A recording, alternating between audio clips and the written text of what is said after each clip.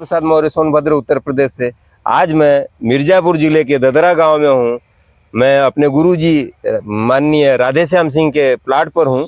ये आज स्ट्रॉबेरी की टीपी करवा रहे हैं, तो मैं ये जानने का प्रयास करूंगा कि स्ट्रॉबेरी की खेती करने के क्या क्या फ़ायदे हैं। तो सबसे पहले मैं गुरुजी से यही जानना चाहूँगा कि पहले अपना परिचय दें और उसके बाद बतावें कि इसकी खेती किस प्रकार से और किस किस तरह के किसान इसको कर सकते हैं। नमस्कार किसान भाइयों, मैं राधेश्याम सिंह, ग्राम ददरा, पोस्ट राजगढ़, जिला मिर्जापुर का निवासी हूँ। मैं यह खेती ददरा गांव में 2017 से कर रहा हूँ और स्ट्रॉबेरी का यह जो प्लांट दिखाई दे रहा है, यह रोपाई हमारा चल रहा है पिछले 2-3 दिन से। और इसके पहले मैं जुलाई में इसका मदर प्लांट इटली से मंगा करके जुलाई में ही लगाया हूँ। उधर दिखाएंगे कैमरा, तो उधर हमारा ये प्लांट का ये मदर प्लांट से पौधा भी तैयार हो रहा है। पौधा भी मैं सेलिंग भी करता हूँ, अपने यहाँ लगाने के लिए भी रखा हूँ। तो यह स्ट्रॉबेरी खेती मैं 5 साल से कर रहा हूँ। स्ट्रॉबेरी की खेती बहुत ही लाभदायक लेकिन बहुत ही क्रिटिकल है, कठिन भी है, बहुत टेक्निकल है। इसकी खेती पहली बार कोई सफलतापूर्वक नहीं कर सकता जब तक कि कुछ अनुभव न हो जाए। जी, सबसे बड़ी खासियत इसकी यही है। हम किसानों को यही राय भी देते हैं कि पहले थोड़ा सा कहीं लगा करके 1 बिस्सा आधा बिस्सा ज़मीन में लगा करके 1 साल पूरी अनुभव जानकारी कर लें। जी, तो जानकारी हम मौखिक तो दे देंगे, बता भी देंगे और उसी के अनुसार थोड़ा सा करके 1 साल 1 बिस्सा आध बिस्सा में कर लें। जी। उसके बाद तब आपको जितना खेती करना हो आपकी हिम्मत हो जाएगी, जानकारी हो जाएगी, अनुभव हो जाएगा, तब आप इसकी खेती कीजिए। इसकी खेती कम से कम 1 एकड़ में बढ़िया से कोई करके और मार्केटिंग कर ले तो कम से कम 15 लाख से 18 लाख 20 लाख तक 1 एकड़ से 5 महीने में गारंटी के साथ मिलेगा। यह है खेती, यानी 1 एकड़ से इतना पैसा देने वाला कोई खेती हो ही नहीं सकता। केवल 5 महीने में, अक्टूबर की शुरुआत में लगा दीजिए और मार्च तक चलेगा। और इसकी मार्केटिंग थोड़ा कठिन है, इसलिए कि अभी तक इसके विषय में पूरी जानकारी आम पब्लिक में नहीं है, इसलिए बिकने में जानकारी ही लोगों को नहीं है। खाने पीने वाले लोग कम जानते हैं, इसके विषय में बताना पड़ता है, इसका टेस्ट कराना पड़ता है, तब उसका खाना शुरू करते हैं। तो बहरहाल 5 साल में तो हम लोग इधर मिर्जापुर, रावर्सगंज, बनारस आसपास के मार्केट में पूरी जानकारी दे चुके हैं। मार्केटिंग 4-5 साल से हो रहा है। तो इसका अगर मार्केटिंग तो 300 नहीं, अगर 200-150 रुपये किलो भी बिक जाए, 150 रुपये किलो बिके और प्रति प्लांट 1 किलो प्रोडक्शन दे तो एक प्लांट से हमें कितना मिला? 150 रुपया। 150 रुपया हुआ ना? जी, जी, जी। 150 रुपया किलो की बात कर रहे हैं, 300 की नहीं, अब केवल 150 रुपये किलो की बात कर रहे हैं। और एक प्लांट 1 किलो फला यदि तो 150 रुपये का हो गया।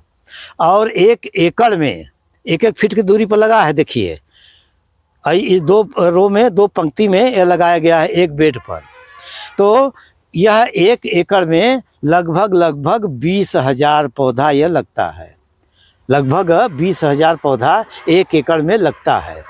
और एक एकड़ में यदि 20,000 पौधा हम लगा दिए तो उसमें से 2,000-3,000 पौधा इसमें से डैमेज भी हो सकता है, तो उसको हम माइनस कर दे रहे हैं। तो 16-17 हज़ार पौधा यदि बचा और 1 किलो के बदले में अब हम आधा किलो पर आ जा रहे हैं। इससे कम तो नहीं होगा। 1 किलो का प्रोडक्शन हमारा हो रहा है, हम आधे किलो का जोड़ेंगे। अगर 18-17 हज़ार पौधे का जोड़ें, 2-3 हज़ार डैमेज कर दिए तो 17 हज़ार पौधे का भी प्रोडक्शन 1 किलो के हिसाब से 17,000 हुआ। 17,000 हुआ जी। तो उसको हम आधा किलो कर देंगे तो 17,000 का आधा हुआ 8,500 किलो। जी। अगर आधा किलो इसका प्रोडक्शन कर दें तो 8,500 का यदि हम 1.5 रुपये किलो से जोड़ें तो भी 150 रुपये किलो से, तो भी आपको 8-1.5 12-13 लाख रुपया हो गया। 12-13 लाख रुपया हो गया। अब आधा किलो से कम नहीं हो सकता, 150 रुपए से कम में बिक नहीं सकता। दोनों बातें हैं। जी जी। तो आपको 12 लाख रुपया तो आराम से 5 महीने में 1 एकड़ मिल रहा है। उसमें से 2 लाख रुपया खर्चा निकाल दीजिए तो भी 10 लाख रुपया हुआ। 1 एकड़ में 10 लाख रुपया 5 महीने में, तो 10 लाख रुपया देने वाला कोई है खेती फसल में? कोई नहीं। कोई फसल हो 5 महीने में। गुरुजी, इसकी खेत की तैयारी कैसे करते हैं और हाँ, प्लांट से प्लांट की दूरी क्या रखते हैं? अब इसके लिए थोड़ा सा टेक्निकल जानकारी करना जरूरी है जी। अब इसके लिए हम पहले यदि कोई खेत में सिंचाई बुआई नहीं किए हैं तो गर्मी में अगर हम इसकी गहरी जुताई करके खेत में वही सिस्टम है, खूब धूप लग जाए, सारे कीटाणु मर जाएं, खेत ठीक हो जाए, तो आषाढ़ सावन से जब मौका मिले खेत में पानी न रहे तो सूखे खेत में इसकी जुताई कर दें और जुताई करके और को प्लेन बना लें ज़मीन को, और प्लेन करके तब इसको बेड बनाएंगे। जी। पहले इसमें बेड बनाना होता है। जी। बेड बनाने के लिए बेड कितना चौड़ा होना चाहिए? बेड इसका लगभग 2.5 से 3 फीट कम से कम होना चाहिए। अच्छा। हाँ, नीचे से 3 रहेगा, ऊपर आकर के 2.5 फीट कम से कम जरूर रहे। जी जी। और 2.5 फीट रहेगा तो बीच में 1 फीट का गैप रहेगा और 2 रो में लगाएंगे 1 फीट की दूरी पर। ये देख रहे हैं 1-1 फीट की दूरी पौधा लगाया गया है। वो तो लगा है। हाँ, और एक बेड पर 2 लाइन में लगा हुआ है। जी। तो इस प्रकार से देखेंगे तो जैसे 100 फीट का यदि लंबा है बेड तो 200 प्लांट आएंगे एक बेड पर। अच्छा। हाँ, इसके पहले क्या करेंगे, बेड ये हमारा बन गया तो उस पर ड्रिप बिछाएंगे, ड्रिप लाइन बिछा देंगे। ड्रिप की लाइन बिछाएंगे। देखिए ड्रिप सब में लगा हुआ है अंदर। जी। हमें सिंचाई के लिए हमें कुछ करना नहीं है, न तो मशीन और कुछ करना है न कुछ, बस वहाँ से स्विच दबाएंगे, यहाँ पानी अपने आप आएगा, इसमें से जाएगा, अब बूंद बूंद टपक टपक करके पूरा बेड एकदम बिल्कुल नमी कर देगा।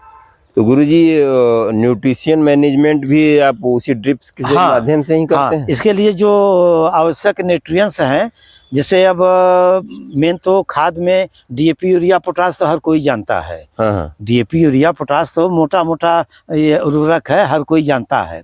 इसके बाद इसके लिए आपको चाहिए जैसे कॉपर चाहिए, कॉपर चाहिए, सल्फर चाहिए, मैग्नीशियम चाहिए, जी, बोरान चाहिए, यानी ये सब जिंक वगैरह से लेकर के 16-17 न्यूट्रिएंट्स हैं। वह सब न्यूट्रिएंट्स आपको क्रमशः इसी ड्रिप के माध्यम से हम चाहे ड्रिप से दें अथवा ऊपर से ड्रिंचिंग करके दें, लेकिन चाहिए इसको। और तीसरी विधि है स्प्रे के द्वारा। स्प्रे भी करना है, ड्रिंचिंग भी करना है इसको, इसी के माध्यम से। और हम तो प्रायः जैविक ऑर्गेनिक खेती कर रहे हैं। अच्छा। तो ऑर्गेनिक के लिए हम कर क्या रहे हैं कि हमारे यहाँ OWDC यानी तैयार किए हैं, एक ड्रम में OWDC, और दूसरे में तैयार किए हैं NPK कंसोर्टिया, और तीसरे में तैयार किए हैं जीवामृत। ये तीनों का हम इसमें ड्रिंचिंग कराते रहते हैं। अच्छा।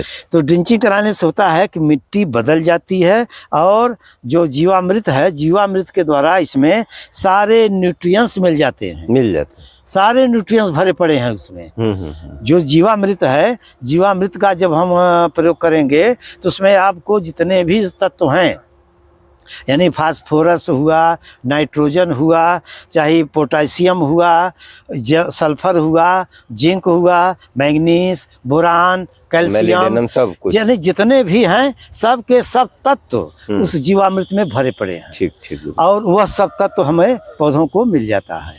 यदि इसको पूरे जीवन काल में एक बार दे देते हैं शुरुआत में, और उसके 1 महीने के बाद एक बार और दे देते हैं जीवामृत, 2 बार जी, और 2 बार कम से कम हम दे दिए OWDC यानी वेस्ट डिकम्पोजर जिसे कहते हैं, वेस्ट डिकम्पोजर, और कम से कम 3 बार 4 बार NPK कंसोर्टिया इसमें देते हैं। अच्छा। NPK कंसोर्टिया इफ्को का है और गुड़ के द्वारा ड्रम में तैयार किया जाता है, और उसमें तीनों चीज तत्व भरा पड़ा है। NPK यानी उसमें नाइट्रोजन, फास्फोरस और पोटास है। हम्म। तो उसको भी हम ड्रिंचिंग करते हैं और स्प्रे भी करा देते हैं कागज जी पर। जी तो उससे तीनों तत्व हमें मिल जाते हैं। जी जी। तो इस प्रकार से हमारा जैविक रूप में हमारा यह स्ट्रॉबेरी बहुत बढ़िया। इसमें खेत में हम डीएपी, यूरिया, पोटास कतई नहीं यूज किए हैं, एक दाना नहीं डाले हैं इसमें। जी जी केवल सादा बुआई करके यही 3 खादों के माध्यम से हम इसको पूरा तैयार कर लेते हैं। तो इसका स्वाद भी अलग होता है, इसका अच्छा। स्वाद अलग होगा। बिल्कुल बिल्कुल। और जो डीएपी, यूरिया दे करके पैदा करेंगे उसका स्वाद भी भिन्न होगा। जी जी। तो गुरुजी आपने बहुत बढ़िया जानकारी स्ट्रॉबेरी के विषय में दिया। तो ये कौन कौन सी वैरायटी आपने लगाया है? हाँ, इसमें हम पहले तो विंटर डाउन लगाते थे। हाँ तो अब विंटर डाउन, अब पामा रोजा, हाँ ये 2 हमारे उत्तर भारत में लोग लगाते थे, इसको हम नहीं लगा रहे हैं। हाँ। करीब 3 साल हो गया। 3 साल से हम ज़्यादातर मोरानो और नवेला, ये अच्छा, ये दोनों को मिक्स इसमें लगाए हैं कैसे हाँ है? दोनों को एक साथ आया है। तो कोई पामा रोजा, कोई वो है, इसमें कोई दिक्कत नहीं, दोनों एक ही लगभग है। अच्छा फल भी एक ही तैयार होता है। अच्छा अच्छा हाँ, तो इसलिए इसमें हम कोई अंतर नहीं कर रहे हैं। अच्छा अच्छा। जी। तो दोनों वैरायटी बहुत अच्छा है, फ्रूटिंग भी बहुत बढ़िया है, मीठा भी है। तो इसकी गुणवत्ता के आगे वो विंटर डाउन वगैरह सब फेल है। डाउन हो गया। बहुत बहुत धन्यवाद गुरुजी, आपने इतनी अच्छी जानकारी दिया और हमारे किसान भाइयों के लिए आपने समय निकाला, मेरे चैनल के लिए आपने समय निकाला। इसके लिए आपको बहुत बहुत धन्यवाद और ढेर सारी मंगल कामनाएं। धन्यवाद। और किसान भाइयों से भी हमारा निवेदन है कि अगर हमारा काम आपको अच्छा लगता है तो मेरे चैनल को आप सब्सक्राइब कर लीजिए, मेरे वीडियो को लाइक कर दीजिए। अगर आप चैनल पर नए हैं तो और लोगों को शेयर भी कीजिएगा। अगर यूट्यूब के अलावा आप फेसबुक पर भी देख रहे हैं तो केपीएम नामक पेज को फॉलो कीजिएगा। और इसी के साथ मैं इस भेंट वार्ता के दौर को यहीं समाप्त करता हूं। फिर आगे यह दौर जारी रहेगा। आगे जब फ्रूटिंग चालू होगी, जब हार्वेस्टिंग होने लगेगी स्ट्रॉबेरी की, तो मैं फिर आप लोगों को दिखाने का प्रयास करूंगा और गुरुजी से जानकारी जो लूंगा वो आप लोगों तक पहुंचेगी। तो इसी के साथ अगली वीडियो में मैं फिर आप लोगों से मिलूंगा। तब तक के लिए मुझे आज्ञा दीजिए। नमस्कार, धन्यवाद, जय जवान, जय किसान। धन्यवाद।